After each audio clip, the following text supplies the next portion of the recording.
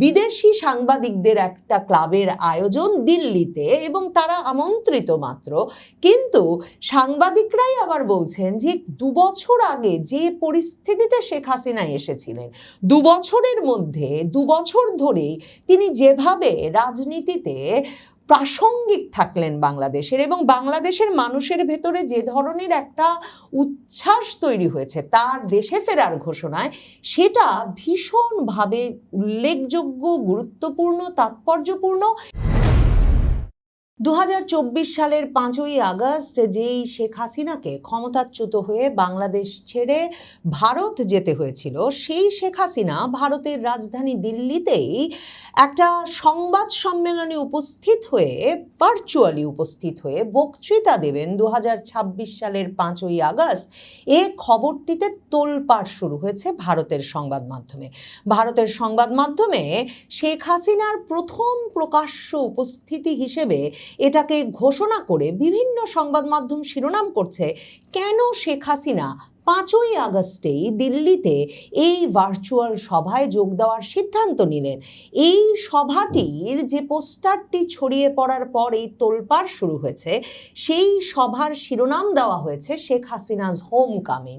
যেই ঘোষণা দিয়েছেন সম্প্রতি, সেই ঘোষণার বিস্তারিত তিনি এই অনুষ্ঠানে তুলে ধরতে পারেন। তার কাছ থেকে একটা রোড ম্যাপ আসবে, রাজনৈতিক পরিকল্পনা আসবে তার স্বদেশ প্রত্যাবর্তনের। এসব প্রত্যাশার কথা ভারতীয় সংবাদ মাধ্যমে লেখা হচ্ছে।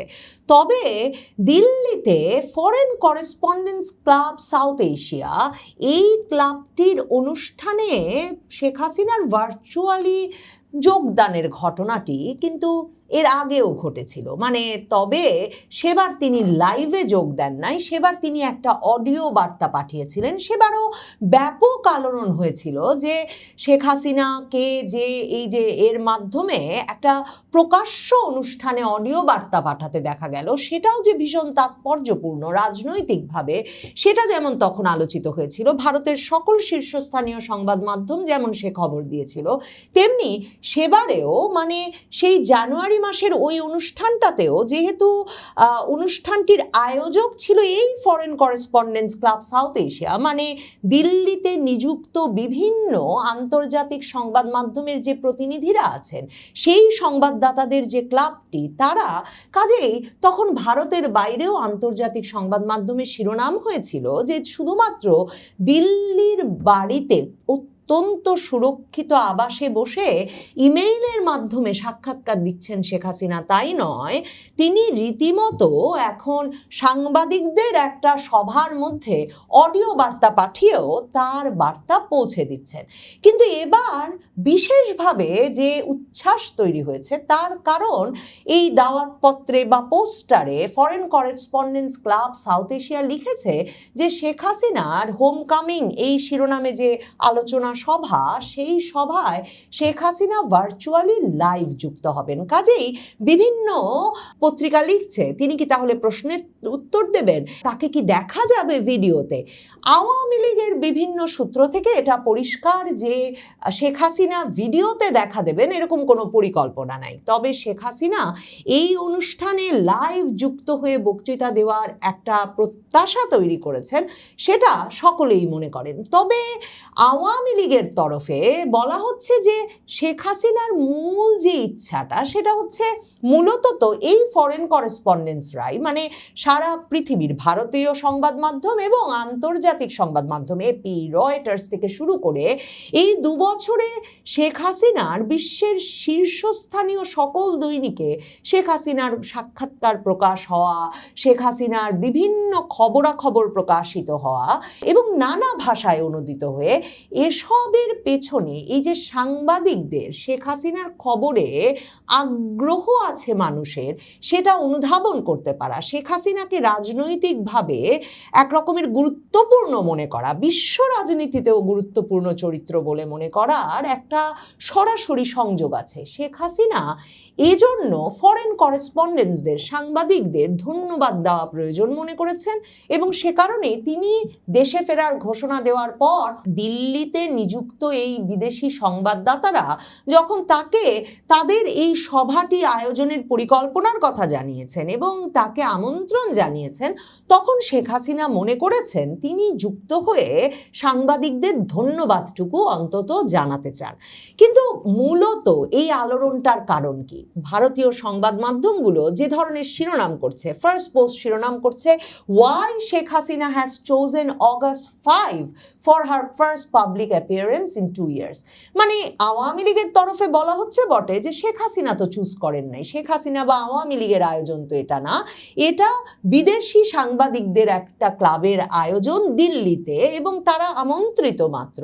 কিন্তু সাংবাদিকরাই আবার বলছেন যে 2 বছর আগে যে পরিস্থিতিতে শেখ হাসিনা এসেছিলেন, 2 বছরের মধ্যে 2 বছর ধরেই তিনি যেভাবে রাজনীতিতে প্রাসঙ্গিক থাকলেন বাংলাদেশের, এবং বাংলাদেশের মানুষের ভেতরে যে ধরনের একটা উচ্ছ্বাস তৈরি হয়েছে তার দেশে ফেরার ঘোষণায়, সেটা ভীষণভাবে উল্লেখযোগ্য, গুরুত্বপূর্ণ, তাৎপর্যপূর্ণ।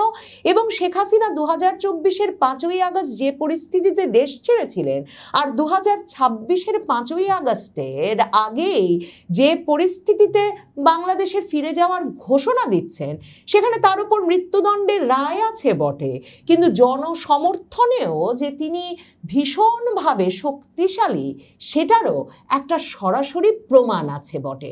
ইন্ডিয়া টুডের শিরোনাম হচ্ছে 2 years after ouster Sheikh Hasina to make first public appearance in India. মানে 2 বছর আগে পদচ্যুত হওয়ার পর শেখ হাসিনা ভারতে প্রথমবারের মতো প্রকাশ্য উপস্থিতিতে আসছেন। তারাও লিখছে যে এটা একটা ভার্চুয়াল প্রোগ্রাম এবং একটা ভার্চুয়াল প্রোগ্রামকে তিনি লাইভে যুক্ত হয়ে হয়তো সরাসরি বক্তব্য দেবেন, কিন্তু এর মাধ্যমে তিনি যে তার দেশে ফেরার রোড ম্যাপ এবং ঢাকায় ফেরার পুরো প্রস্তাবনাটা নিয়ে আলাপ করবেন সে বিষয়টা একরকমের নিশ্চিত করছে ইন্ডিয়া টুডে। যে শেখ হাসিনা প্রকাশ্য উপস্থিতিতে আসছেন, অডিওতে হলেও, ভার্চুয়ালি যুক্ত হয়ে হলেও, কিন্তু একটা অডিটোরিয়ামে আয়োজিত অনুষ্ঠান, দিল্লির মার্কটালি অডিটোরিয়ামে এই অনুষ্ঠানটি আয়োজিত হবে, সেখানে সাংবাদিকরা উপস্থিত থাকবেন, সেখানে আওয়ামী লীগের সাবেক মন্ত্রী নেতাদের কেউ কেউ উপস্থিত থাকবেন এবং সেখানে ওই অনুষ্ঠানটিতে যুক্ত হবেন ভার্চুয়ালি সাবেক প্রধানমন্ত্রী শেখ হাসিনা, শেখ হাসিনা পুত্র সজীব ওয়াজেদ জয়, সাকিব আল হাসান, বাংলাদেশের ক্রিকেটের সর্বকালের সর্বশ্রেষ্ঠ অলরাউন্ডার আওয়ামী লীগ এমপি, তিনি সহ বিভিন্ন ব্যক্তিবর্গ। সেই খবরটি দিয়ে তাই ভারতীয় সংবাদ মাধ্যম লিখছে যে এটাই তার প্রথম পাবলিক অ্যাপিয়ারেন্স হতে যাচ্ছে, কারণ শেখ হাসিনা তো বরাবর বক্তব্য দেন দলীয় ফোরামে, দলীয় বিভিন্ন সভায়ও কিন্তু তিনি বক্তব্য দিয়েছেন। মানে পাবলিক অ্যাপিয়ারেন্স যে তারা বলছে তার কারণ হচ্ছে এই যে সাংবাদিকদের উপস্থিতিতে, এবং তিনি লাইভ যুক্ত হচ্ছেন, কিন্তু তিনি কিন্তু দলীয় ফোরামে লাইভে বক্তব্য রাখেন, কিন্তু সেটা সিগন্যাল, টেলিগ্রাম এসব অ্যাপে একরকমের ফোন কনভারসেশনের মতো তার আপনজনদের সাথে, তার দলীয় নেতাকর্মী সহকর্মীদের সাথে।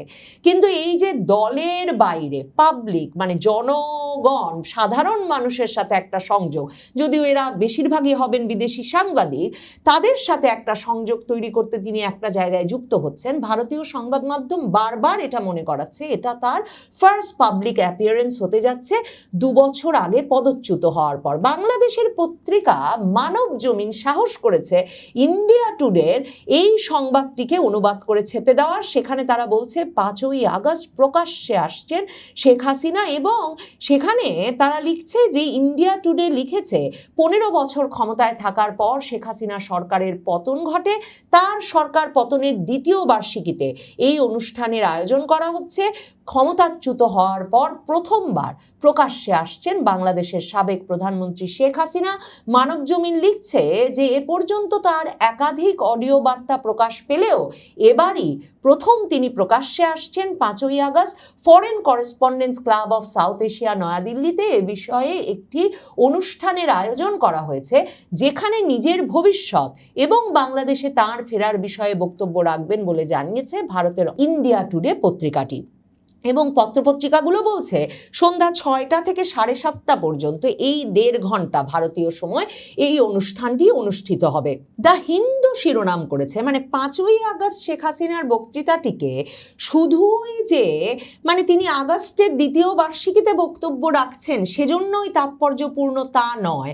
ভারতের অনেক সংবাদ মাধ্যমই সেটা উল্লেখ করেছে বটে, কিন্তু আমি দেখছি দ্য হিন্দু রীতিমতো শিরোনাম করেছে যে Sheikh Hasina to hold pressure on August 5, a month before Tarique Rahman's expected visit. Tarique রহমানের ভারত সফরের একটা আমন্ত্রণ আছে ব্রিক্স সম্মেলনে বিমস্টেক সভাপতি হিসেবে যোগদানের সেপ্টেম্বরের 12-13 তারিখে।